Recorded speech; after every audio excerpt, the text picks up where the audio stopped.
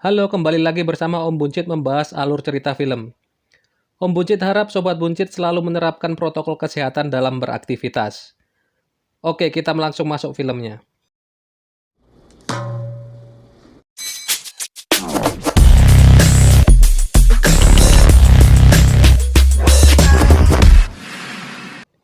Film dimulai dengan pasangan suami istri kaya yang hubungannya kurang harmonis.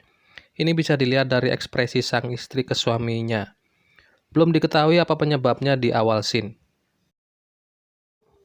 Tokoh di film ini adalah Derek. Dia adalah mantan atlet basket yang sukses. Dan setelah pensiun, menjadi seorang pengusaha lalu mendirikan sebuah agensi atlet-atlet berprestasi untuk dijadikan sebuah bisnis. Bisnis agensi yang dia dirikan benar-benar hasil kerja keras dia dan membuat dia sukses dan kaya. Lalu ada Tracy sebagai istri Derek. Kemudian ada Rafe, sobat Derek, dan Valerie. Derek sangat mencintai istrinya, tapi sikap istrinya seolah tidak menyukai Derek.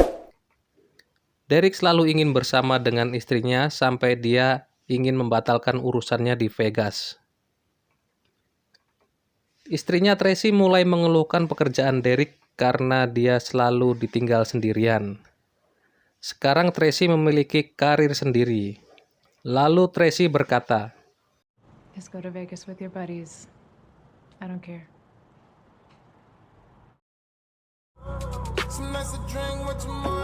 Why all these basic hoes pissed? Bust down wrist, not a bust down bitch. Said I want your Sesampainya di Vegas, Derek dan Rafe berada di sebuah pesta. Derek curhat ke sobatnya Rafe tentang hubungannya dengan Tracy yang sudah tidak harmonis lagi. Rafe memberi semangat ke Derek dan menyuruh Derek untuk menikmati pestanya. But I wanna touch you, yeah. And then speaking my language. So when you walk, I see you, baby, come my way. Got me looking like way. Okay. Di pesta tersebut, Derek bertemu dengan Valerie. Tapi Derek belum tahu kalau Valerie itu adalah seorang detektif. Ada seorang pria yang mendekati Valerie dan merayu Valerie, tapi langsung ditolak. Kemudian Valerie membuka percakapan dengan Derek. Di sini kelihatan agak janggal. Nanti kita bahas di akhir cerita ya. No.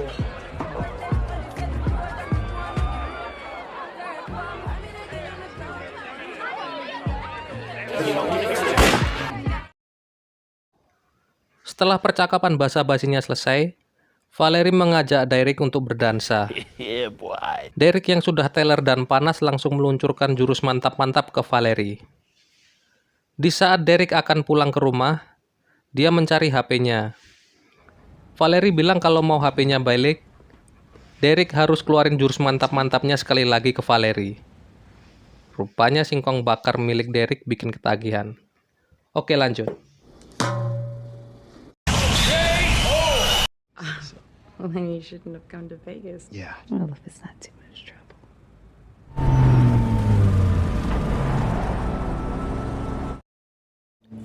Scene berpindah di mana Derek sudah berada di kantornya. Rafe datang ke kantor Derek untuk membicarakan bisnis. Bisnis yang dibicarakan Rafe adalah menjual perusahaan di mana mereka nantinya akan mendapatkan keuntungan yang sangat besar. Tapi Derek tidak mau menjualnya karena perusahaannya itu dibangun dengan hasil kerja kerasnya dia sendiri. Yo, yo, yo. What up, what up? I see some cash. Oh, bye. Come on, dog. Come on, I'll give you a boost. Huh? You did that, all right? Take it seriously. But we both got to agree to sell, and I don't agree.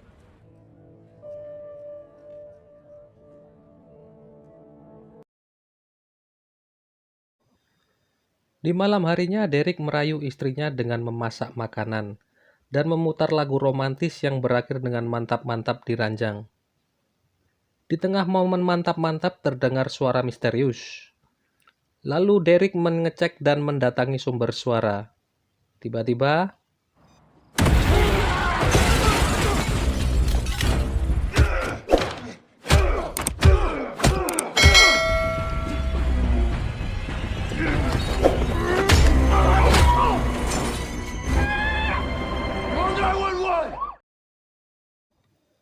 Ternyata ada penyusup yang ingin membunuh Derek, dan terjadi perkelahian. Tapi penyusup itu gagal dan melarikan diri. Belum diketahui apa motif sebenarnya untuk membunuh Derek. Lalu datanglah polisi dan Valerie. Derek menatap Valerie dengan wajah yang kelihatan kaget. Mungkin dia berpikir tentang wanita yang ditemui di Vegas mirip dengan Valerie. Kemudian Valerie mulai memperkenalkan diri sebagai detektif dan menanyakan apa yang terjadi. Who were you, Mrs. Tyler, when this happened? Mrs. Tyler, can you think of anyone who might want to harm you or your...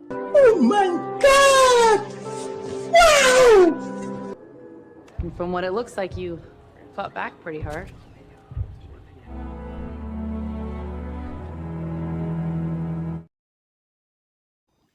Sebagai seorang detektif, Valerie bersikap sangat profesional.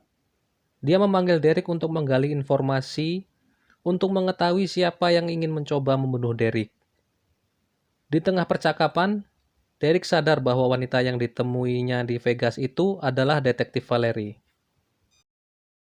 Make it clear that what It happened was the first time you ever cheated on your wife.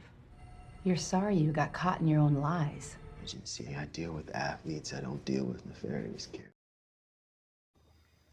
Detektif Valerie mendapatkan informasi bahwa penyusup itu mempunyai akses ke rumah Derek. Dan diketahui bahwa yang bisa mengakses rumah Derek hanya orang-orang terdekat Derek. Detektif Valerie mulai mencurigai orang-orang terdekat Derek. Diawali dengan membuntuti istri Derek. Rupanya ditemukan suatu kenyataan yang pahit bagi Derek dan Derek melihatnya secara langsung. I fucked up. What do you want? There's been a break in the case. Get in.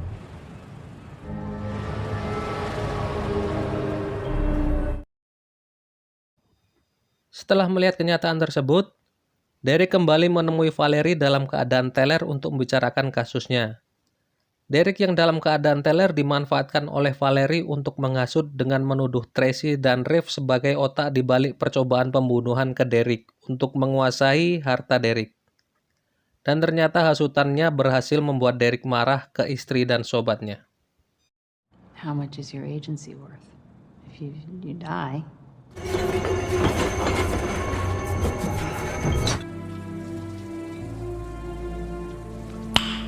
Nice.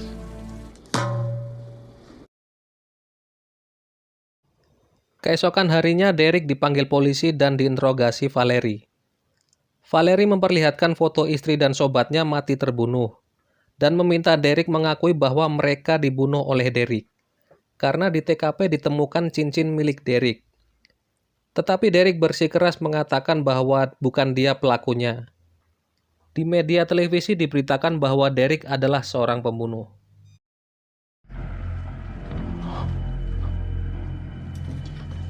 You went back there, didn't you? Don't lie to me, Derek. I'm not a murderer.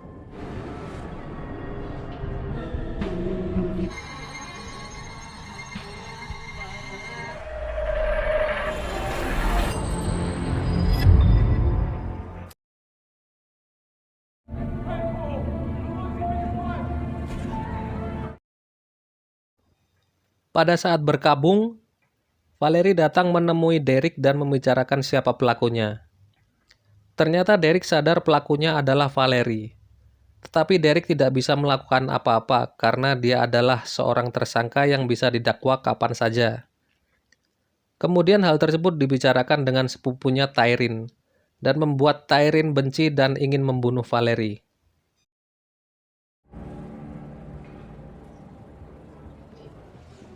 You are a good man.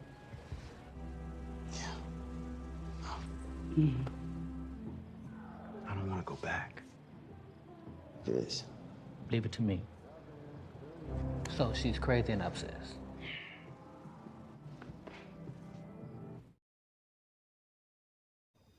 Kemudian Tyreen merencanakan untuk membunuh Valerie dengan bantuan temannya. Dengan bersenjatakan pistol, mereka pergi ke rumah Valerie. Valerie yang baru sampai di rumahnya tiba-tiba disergap oleh teman Tyreen. Ternyata mereka sudah menunggu Valerie.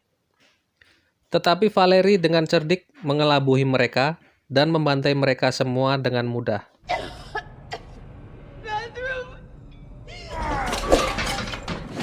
Oh, shit.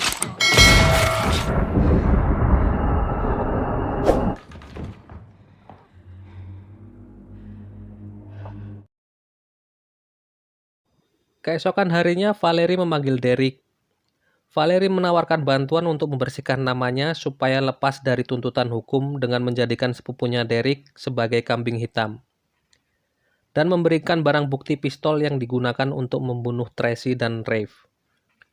Tetapi Valerie memberikan sebuah persyaratan, yaitu dia harus membunuh mantan suami Valerie bernama Carter Haywood.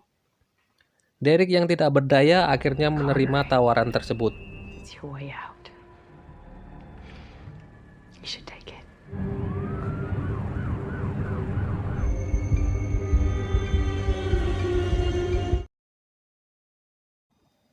Derek pergi menemui Carter dan bertemu di sebuah terowongan.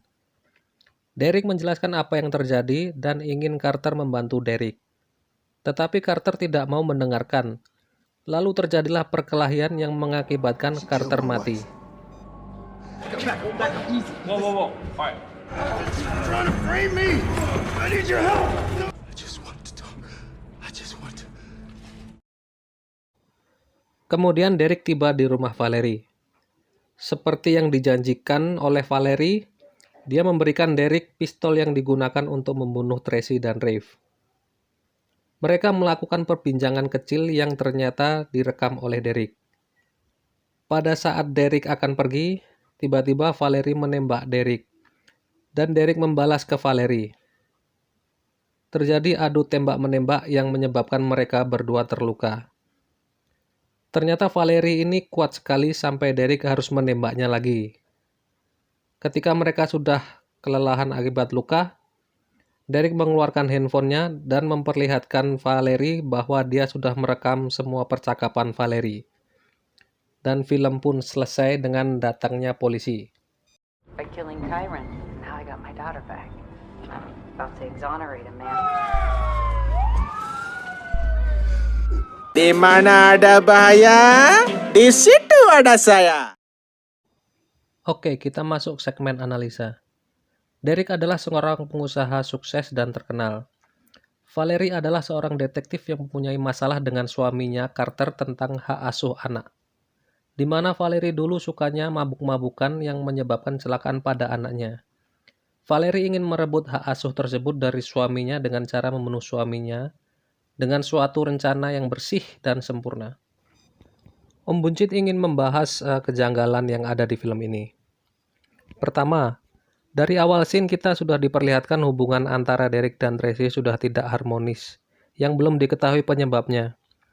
Mungkin yang dikatakan Valerie tentang motif percobaan pembunuhan ke Derek adalah benar. Jadi Tracy dan Rafe ingin membunuh Derek untuk menguasai hartanya. Tetapi hal tersebut tidak didukung oleh bukti-bukti, karena itu cuma asumsi Valerie untuk menghasut Derek. Yang kedua, Valerie bertemu dengan Derek ini terlihat janggal. Ini terlihat di adegan di mana Valerie langsung menerima Derek dan mengabaikan cowok yang lain. Pertemuan ini sepertinya sudah diatur. Apakah Valerie bekerja sama dengan Rafe atau tidaknya, di film ini tidak dijelaskan. Derek adalah pengusaha terkenal di mana istrinya mengatakan kalau Derek sering tampil di TV. Jadi sebenarnya Valerie sudah mengetahui Derek. TV. That's probably where I've seen you. Yang ketiga, identitas pelaku yang mencoba membunuh Derek juga tidak diketahui. Apakah itu Rafe atau orang sewaan? Kalau dilihat dari postur tubuhnya, seperti Rafe tinggi besar. Tapi kalau dilihat dari warna kulit di wajahnya yang cuma kelihatan mata, sepertinya bukan, karena warna kulitnya putih, sedangkan Rafe berkulit hitam. Jadi demikian analisa dari Om Buncit. Jika ada analisa lain dari Sobat Buncit, tulis langsung di kolom komentar ya, dan kita akan berdiskusi di sana.